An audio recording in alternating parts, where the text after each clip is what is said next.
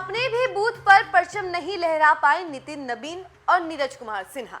नमस्कार, news 4 nation देख रहे हैं आप और मैं हूं सानिया आपके साथ। बांकीपुर उपचुनाव खत्म हो गया, लेकिन अब कई सारी बातें सामने आ रही हैं। सबसे पहली बात, बीजेपी का ओवर कॉन्फिडेंस। भैया यही ओवर कॉन्फिडेंस बीजेपी को ले डूबा है, तो कहीं ना कहीं इसकी चर्चा तो होगी ही।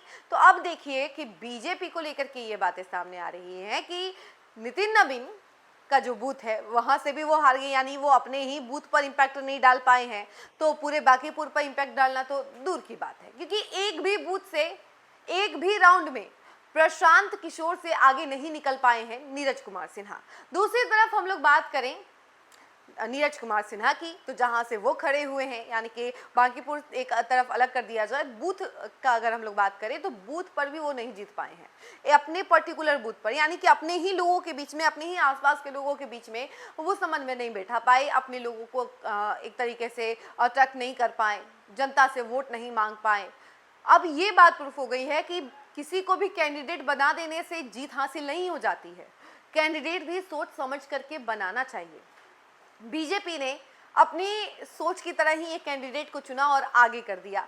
ऐसी बातें अब कही जा रही हैं विपक्षी नेताओं के द्वारा कि एकदम गलत कैंडिडेट चुना गया था। ये तो बात स्टार्टिंग से कही जा रही थी। देखिए, अभिषेक कुमार बंटी को जब चुना गया तब प्रशांत किशोर ने हमला बोला था, कई सारी बातें बोली थी और कई सारे खुलासे भी होने लग गए थे, लेकिन इसी बीच अभिषेक कुमार बंटी ने अपना नामांकन वापस ले लिया और नीरज कुमार सिन्हा की एंट्री हो गई।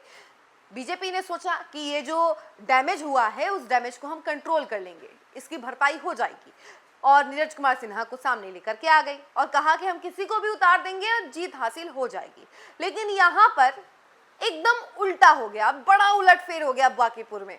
ये जो अभेद किला था प्रशांत किशोर ने भेद दिया। अब प्रशांत किशोर जो हैं कहीं ना कहीं जश्न मना रहे हैं और बीजेपी में सन्नाटा पसरा हुआ है। बीजेपी का टीम वर्क भी यहाँ पर काम नहीं आया।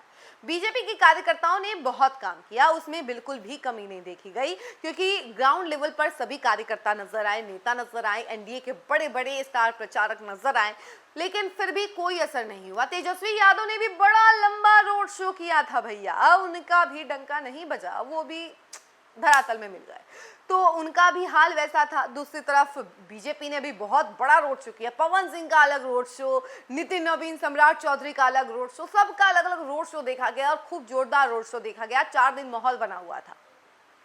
आखिरी के 4 दिन जिस वक्त प्रचार हो रहा था उस वक्त अलग माहौल बना हुआ था। लग रहा था कि भैया क्या सच में अभी टक्कर एकदम जोरदार वाली होने वाली है, लेकिन जब काउंटिंग होता है तो ये जो टक्कर है, कहीं टक्कर नजर ही नहीं आती है। एकदम सिंपल लीड नजर आता है प्रशांत किशोर का, क्योंकि स्टार्टिंग से लेकर के आखिरी तक प्रशांत किशोर ही बने हुए थे।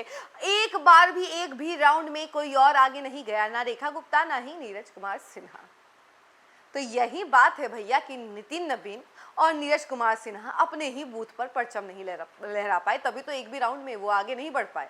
कहीं से भी कुछ नहीं हुआ। नेता कहते रह गए कि अरे 31वें राउंड तक वेट कीजिए, हम जीत जाएंगे, लेकिन कुछ भी नहीं हुआ। तो यही बात है, आपकी क्या राय है इसका इंतजार है और जरूर बताइएगा अपनी बातें, लेकिन उससे पहले कट। लेकिन फिलहाल इस खबर में इतना ही। ऐसी तमाम अपडेट के लिए जुड़े रहे हमसे और देखते रहे न्यूज़ 4 नेशन। धन्यवाद।